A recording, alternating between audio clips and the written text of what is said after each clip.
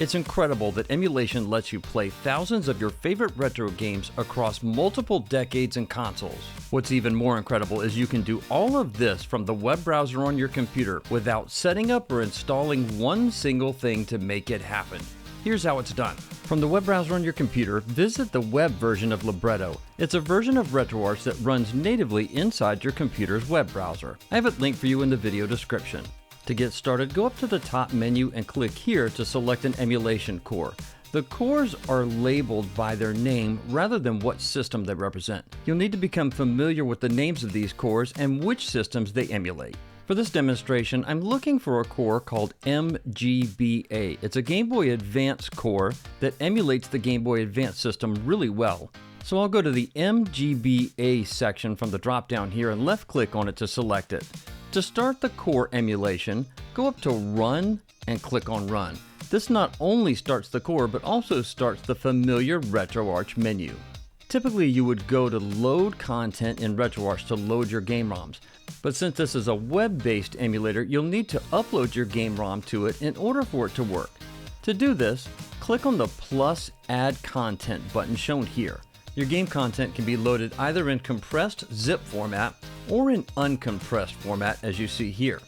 For this example, I'm going to load up my own homebrew game called Raven's Core. You can actually download this game for free at the link in the video description.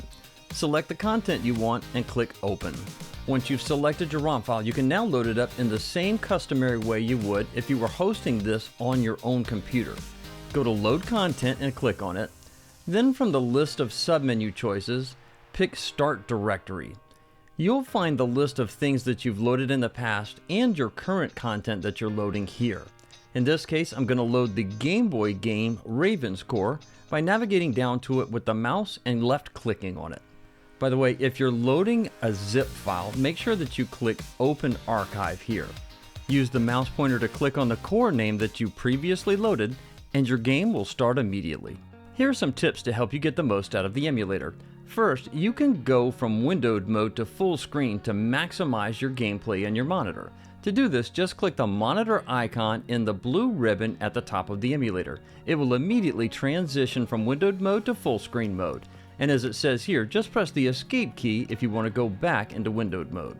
With console and handheld games, I found that you can actually pair a Bluetooth controller with Windows and it will work directly within the emulator and pick it up without any configuration needed. And if you're planning to play a game system that typically requires system BIOS files, this emulator already has them pre-staged and has you covered. There's nothing to configure or upload to play game systems like the Atari Lynx that require BIOS files.